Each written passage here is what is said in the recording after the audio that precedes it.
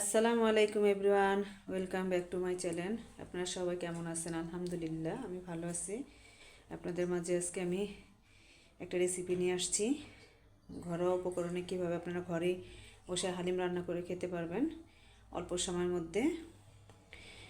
আমি এজন্য নিয়ে নিছি 1 প্যাকেট হালিম মিক্স, আর হচ্ছে ডাল, আর হচ্ছে 1 প্যাকেটের সাথে আমি নিয়েছি 3 পা গরু মাংস, হাড় মাংস সহ, আর হালিমের প্যাকেটে যে মশলাটা থাকে ওইটা, আর হচ্ছে তেল সাদা তেল 1 কাপ, আর হচ্ছে মরিচ পরিমাণ মতো, আর হচ্ছে জিরার গুঁড়া হাফ চা চামচ, আর হচ্ছে ধনিয়ার গুঁড়া হাফ 4 চামচ, আর হচ্ছে গরম মশলার গুঁড়া যেটা আমি বাসায় করে থাকি।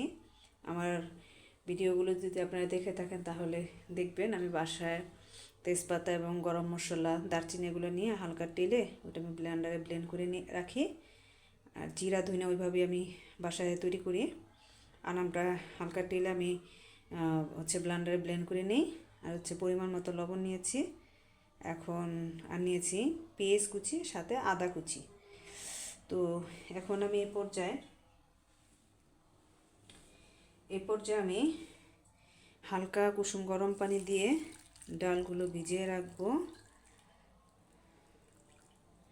ডালগুলো আমি হালকা কুসুম গরম পানি দিয়ে ভিজিয়ে রাখবো। আমি 1 প্যাকেট আপনার হালিম মিক্সের সাথে আমি বড় কাপের 1 কাপ হালকা কুসুম পানি দিয়ে এইভাবে কাঁটা চামচের সাহায্যে নেড়ে, না নাড়লে কী হবে, এটা দলা পেকে যাবে। তো আমি এইভাবে নেড়ে এটাকে কিছুক্ষণ ভিজিয়ে রাখবো। এটা ভিজিয়ে রাখলে ডালগুলো ফুলে যায়।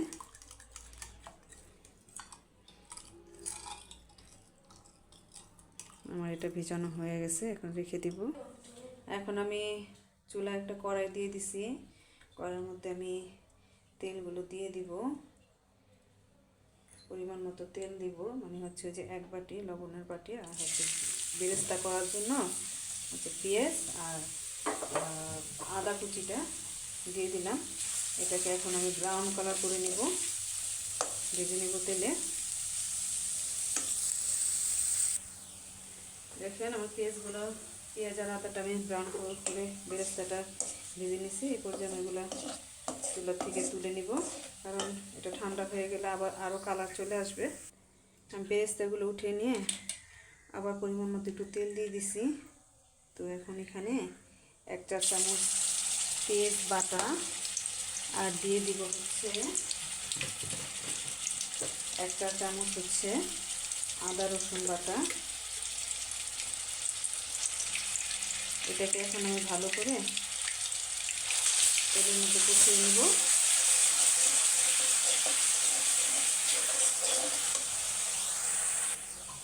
দেখেন আমি পেঁয়াজের আর আদার কাঁচা স্মেলটা যাওয়া পর্যন্ত একটু তেলে ভেজে নিচ্ছি। আর যে উপকরণগুলো আগে হলুদ না আছে ধনিয়া, জিরা, গরম মশলা, লবণ, আর হচ্ছে শুকনো মরিচের গুঁড়ো, এগুলো দিয়ে দিলাম।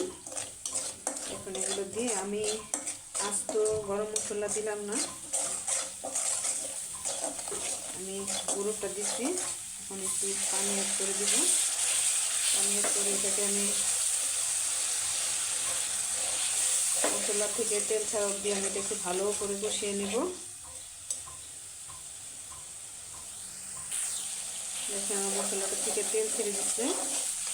আপনারা চাইলে কেউ আধা 4 চামচ হলুদের গুঁড়ো দিতে পারেন, আমি দিইনি, দিলেও সমস্যা নেই, না দিলেও সমস্যা নেই। এখন আমি এগুলোর মধ্যে মাংসটা দিয়ে ভালো করে একটু মাংসটার সাথে মশলাটা একটু কষায় নেব।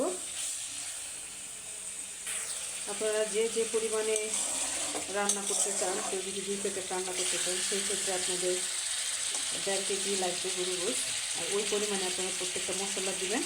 আমি এটা এখন জানেন, এটা আমার ভিডিওগুলো যে দেখে থাকেন, আমি যে চটজলদি শর্টকাট করার জন্য আমি সবসময় প্রেশার কুকারে কিংবা রাইস কুকারে সিদ্ধ বা প্রেশার কুকারে আমি দিয়ে থাকি, কারণ তাড়াতাড়ি হওয়ার জন্য।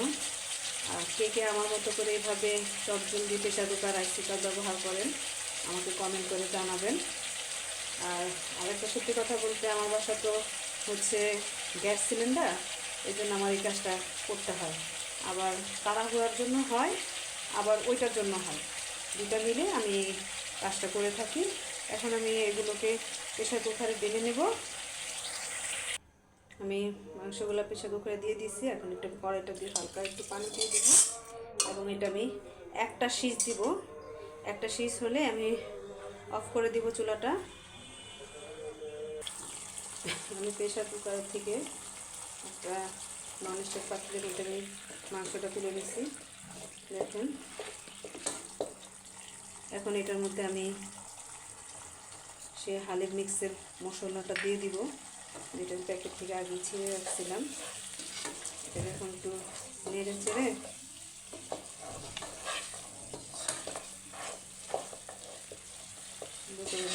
আমি এই পর্যায়ে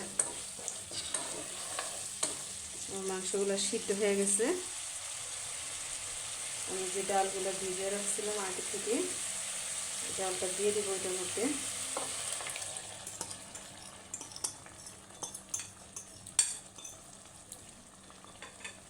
দিয়ে এটা একটু ভালো করে নাড়াচাড়া দিয়ে দিব।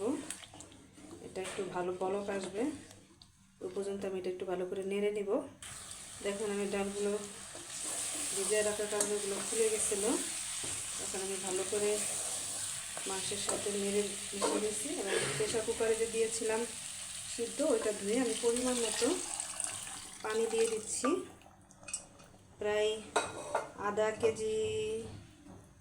কেজি না, 3 পা পানি দিয়েছি। আধা কেজির থেকে একটু বেশি পানি দিয়ে দিলাম। এখন এটা অনেকে আবার কি করে, হালিম মিক্সের যে ডালগুলা প্যাকেটে থাকে ওটার সাথে আবার অনেকে কী করে, পোলাও চাল ভিজিয়ে রাখে, তারপর হালকা ভিজিয়ে রাখার পর বাটা দিয়ে ওই গুঁড়াটা দেয়, কিংবা কেউ আবার বাজারে আলগা চাউলের গুঁড়া কিনতে পাওয়া যায়, ওইটা দিয়ে দেয়, কিংবা কেউ বেসন দেয়। হ্যাঁ,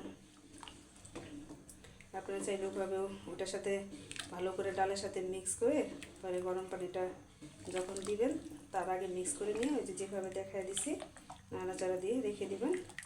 এই যে এখন আমি এটাকে জাল করে নেব, ঢাকনা দিয়ে ঢেকে এটাকে বলক আনবো। কিছুক্ষণ পর পর ঢাকনা উঠিয়ে এভাবে নাড়া দিয়ে দিবেন। আমি যেহেতু ফ্রাই প্যানে পাতিলে বসাইছি এই জন্য বেশি একটা নাড়া লাগে না, কারণ এই ফ্রাই প্যানে পাতিলে একটাই সুবিধা যে এটা সহজে তলায় লেগে যায় না। আর যে আপনারা যদি সিলভারের পাতিলে বসান সেই ক্ষেত্রে আপনারা ঢাকবেন না, যখন পানি দিবেন এরপর থেকে ঘন ঘন নাড়া দিতে থাকবেন, না হলে পাতিলের তলায় লেগে যাবে। আমার এটা দেখছেন বলক চলে আসছে, আমি আরও কিছুক্ষণ জাল দিব। আমি এটাতে এতক্ষণ হাই হিটে বলক আনছি, এখন হচ্ছে লো হিট করে দিয়ে, এখন আর ঢাকনা দিয়ে ঢাকা যাবে না। ঢাকা দিয়ে ঢাকলে কি হবে, এটা বলকে পড়ে যাবে নিচে। এখন আরও কিছুক্ষণ আমি জাল দিয়ে নিব। দেখেন আমার এটা এই পরিমাণে একটু ঘন হয়েছে, আমি বেশি না দিয়ে 1 মিনিট রাখবো, কারণ ঠান্ডা হয়ে গেলে তখন আরও ঘন হয়ে যাবে। আর হচ্ছে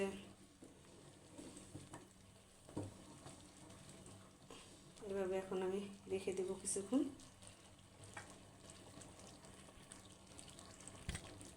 অলমোস্ট অবশেষে আমার এই হালিমটা রেডি। দেখেন আমি এইভাবে এতটুকু ঘন রেখেছি, আমার মাংস এবং হচ্ছে ডালগুলো সব ফুটে ঠিকঠাক মতো হয়ে গেছে। এখন আমি এটা চুলার থেকে নামিয়ে নেব।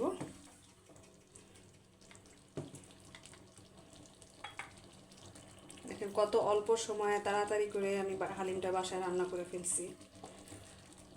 এখন এটা নামিয়ে আমি পরিবেশন করব, আপনাদের সাথে শেয়ার করব। অবশেষে আমার হালিমগুলো আমি পরিবেশন করে দিছি। তো আপনাদের সাথে আমি শেয়ার করেছি কীভাবে চটজলদি হালিমটা বাড়িতে রান্না করে খাওয়া যায়। আপনাদের কাছে যদি এই রেসিপিটা ভালো লেগে থাকে আমাকে কমেন্টে জানাবেন কে কে হালিম খেতে পছন্দ করেন, এবং অন্যকে শেয়ার করে দিয়ে সুযোগ করে দিবেন দেখার মতো। আপনাদের ভালো লাগলে একটা লাইক দিয়ে দিবেন, আমার ফেসবুক পেজ থেকে দেখলে একটা ফলো দিয়ে দিবেন। আমার জন্য দোয়া করবেন, আমার পাশেই থাকবেন। আজকের মতো এখানেই বিদায় নিলাম, আবার আসবো নতুন এক রেসিপি নিয়ে আপনাদের মাঝে। আজকের মতো এখানেই বিদায় নিলাম, আল্লাহ হাফেজ।